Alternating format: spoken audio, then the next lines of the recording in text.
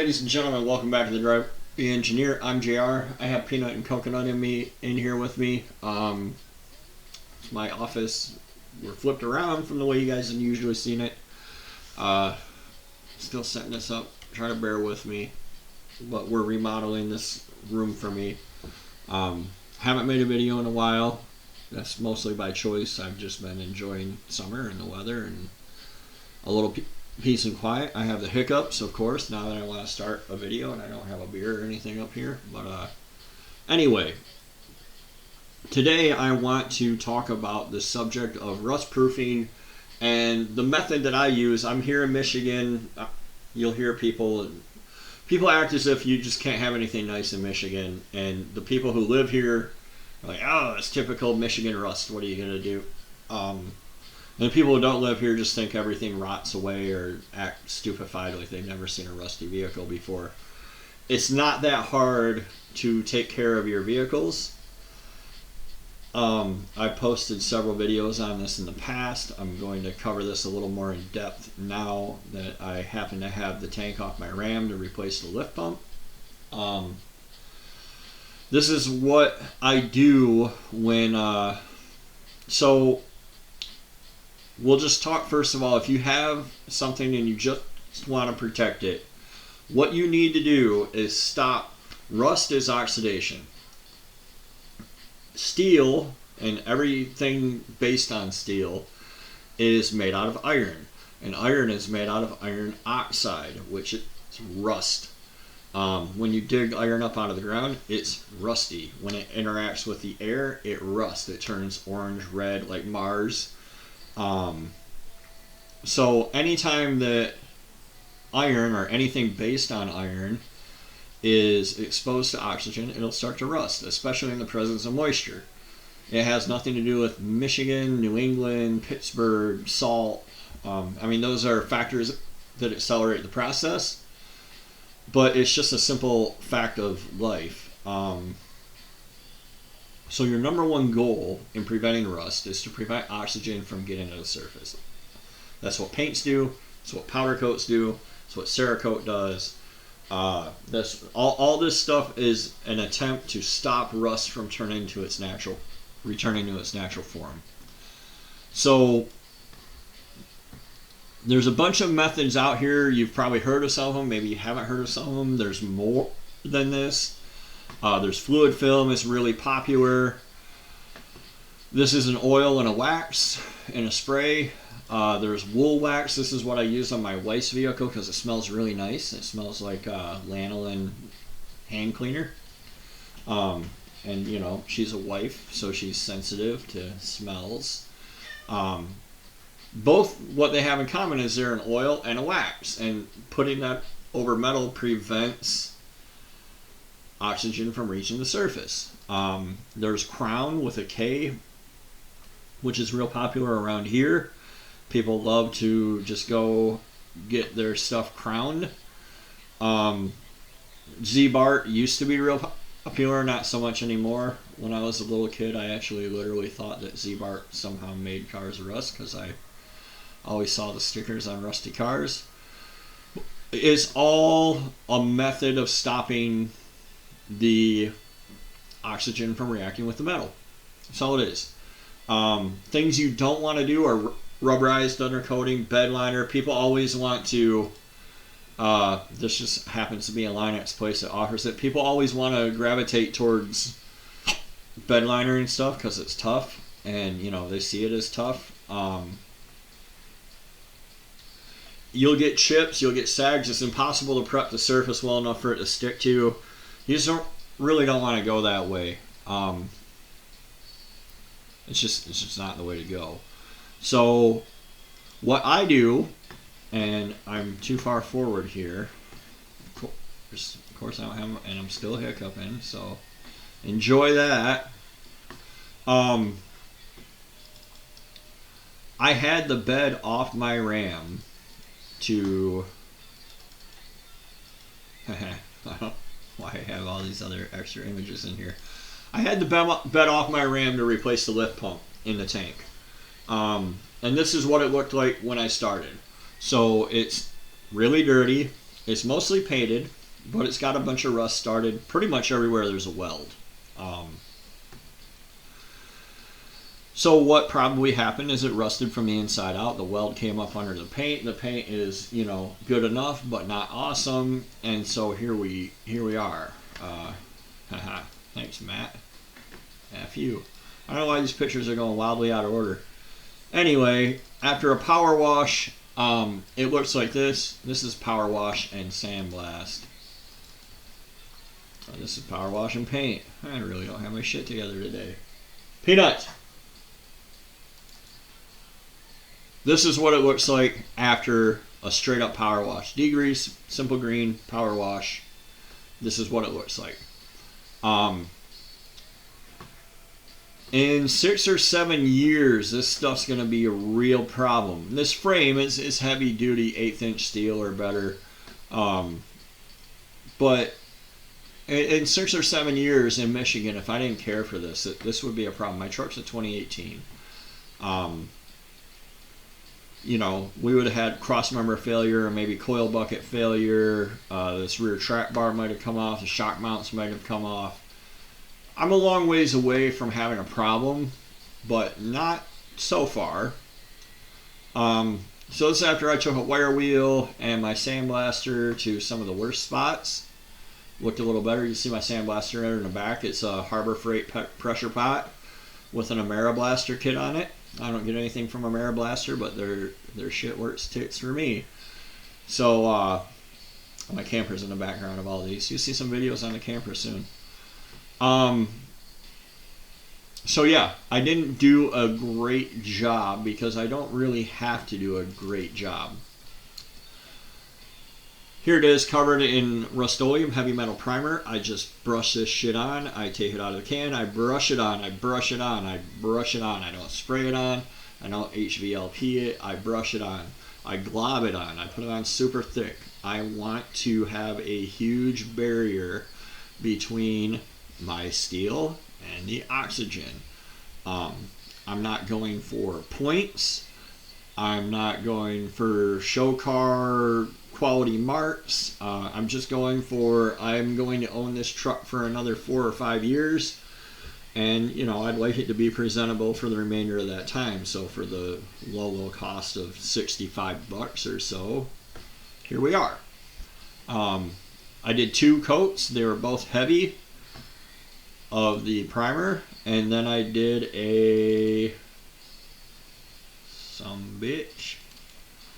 I did 2 coats of low gloss black Rust-Oleum. Again, brushed it on. No PRR 15, no chassis saver, no Eastwood magic in a can. This is just low tech oil based coating, and this stuff works extremely well for me. I know all about how POR 15 is the best thing ever when you prep it right and blah blah blah. I didn't prep any of this right, and it's not really practical to take all this stuff off and prep it right. So this will again work 4 or 5 years. I won't have anything like the rust that we had before. So with that, I'm going to go ahead and take it over to Pass Me, who's going to show you how we actually did the rust proofing portion of it. So enjoy. Alright, so now that you've seen where we came from, here's where we are. This is after one rough top coat of Rust-Oleum low gloss black on the frame. You see I missed a bunch of spots. That's okay. The point of this, if you're confused at all, the point of this is not to do a concours restoration. The point of it is to stop the rust, slow the rust down. This truck's a 2018. I daily drive it about anywhere from 90 to 120 miles a day or more, 5 days a week. So, you know, and I'd like to keep it another 3 or 4 years until I have that one online and I can daily that one part of the time. But it's, you know, it's not a Hemi Cuda, as I often say. So I'll go through and touch this stuff up, and then in here in my bed you can see that there's some spots of concern, but nothing is bad yet, and I want to keep it that way. So like that rearmost mount, it's hard to see. I'll wire wheel this stuff, blast it, blow it off, paint that as well. And then the final step is the groil. Rust is oxidation, which happens when oxygen gets to bare metal. It's got nothing to do with Michigan. It's got nothing to do with salt. It's got nothing to do with, it's got to do, everything to do with moisture getting to the metal. Depending on where you're at, you might have a lot of moisture. Cars in Florida rust frequently because it's very moist there. All along the Gulf Coast, they rust from the top down. They rust from the inside out because moisture builds up in the panels. And we're trying to slow that process, and anything you can do to keep oxygen from getting to the metal will do that. And after I go through and I touch all this stuff up, it'll look okay at a glance. But mainly I won't have giant rust holes in my quarters like these trucks running around here in Michigan do. I don't have to go very far to find one. There's one that nobody ever gave a shit about. And, you know, the moisture built up and the metal got bare. And here we are. You know, that thing's 15, 20 years old and it's falling apart. Everything under it's worthless. So I'm going to get to work on the bed. You see I got my pressure pot sandblaster there. That thing has an AmeriBlaster kit on it that's awesome. That's what I use to clean up the frame.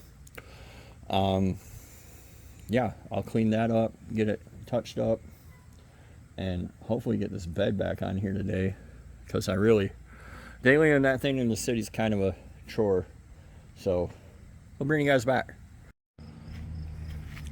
Alright, I'll let you guys see this before I remarry the bed with the frame. There's brush marks in the paint. Dirt got in it. It's going to get scratched when I put them back together. And that's all okay. Like, I'm looking for 85% results, not 100. So, there's one final step after this goes together, which is to treat everything with groil, which, like I said, will keep this good to go for, I don't know, longer than I'll own it, most likely. So, I'm going to back the truck up, pick this bed up higher, and put them back together, and get to work on putting my wires back together. I have a bumper to replace here. This truck's been hit 3 times, actually. But this bumper's all tweaked up, so I don't know. I may or may not put it back on. It's not that hard to take off. It's like 6 bolts. But let me get this back together here, and we'll go from there.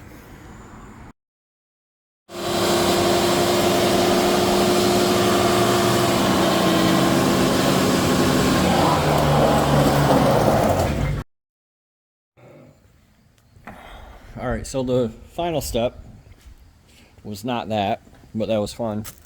The final step is to spray some undercoating, and this is a formula I've shared many times. It's not a super sophisticated formula. It's pretty straightforward. You don't have to get it perfect. This is left over from when my father-in-law built the bathroom in here, but you can buy them without the seal. But I'm sure at some point he got the wrong one, and this one was just left around. This is paraffin wax. So again, like I told you before in other videos on the topic, if you buy fluid film, wool wax, whatever is clever, Z-Bar, Crown, whatever you like, it's paraffin wax. And then some type of oil-based product. So this is, I don't know, this is from Jose's van or my mother-in-law's minivan. I don't know, somebody gave me this. This is used oil. And it's that. I'm going to put that in here. I'm going to heat it up on the stove until it's liquid. I'm going to spray it in the nooks and crannies of the truck. So, like up in here, all the hard to reach places. Up behind the wheel wells where I painted. You guys are going to leave comments about respirators and everything else. And it's going to be fun. So I'll bring you guys right back when this is on the stove. You can see what it looks like, and we'll go from there. You see, I just broke it off. Like I said, if you get one, if you're going to buy one without the flange. And it's a little cheaper, and it's a little less messy, but dump some in the, usually I have like a 1 gallon pail, but I don't today. And dropped it in there. It's kind of a lot of wax. The ratio is not super important. It's important to, you can't quite see. Trust me, the wax is in there. It's important to get it mixed up and, you know, obviously use care heating up oil on your oven. And don't do this in your house if you don't have a house. Like, just leave it out in the sunshine and you can cut it with some acetone and it will thin up. But that's part of why it's kind of important to do it. Like, it's early fall, mid-September. It's important to do it in a timely fashion. So I'll bring you guys back when it's spray time. All right, it was 5 minutes on the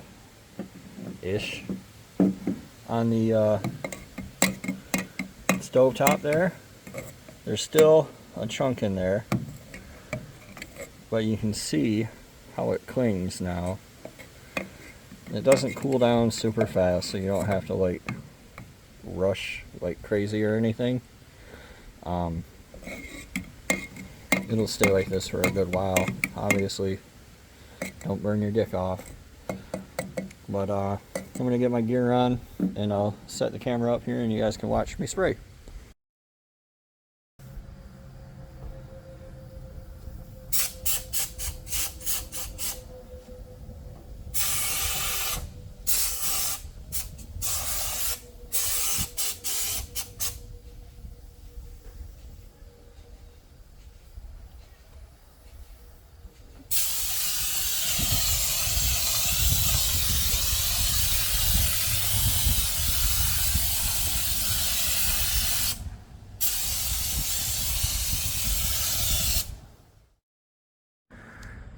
So, once you have it all sprayed, it's been a few days. I've been driving around trying to do like dirt roads and stuff because that'll make it really gunk up and get sticky. It's kind of self-healing too, where it'll run down like, but this will be good for 4 or 5 years probably. This truck has wheel liners, they're not in it. I'm not gonna put them in for a couple weeks while a crust builds up in there, but I mean, it'll be good for at least 4 years. And whatever you have, like if you do nothing but spray this product on, if you skip the paint and the grinding and everything else, it'll still freeze it, whatever you have right where it's at. So, like I said, you can use the other products you buy if you want, but this works and I'm gonna keep doing it and I hope it helps you out. I'm going on vacation, so I gotta get ready. So thanks for watching. We'll see you next time on The Driveway Engineer.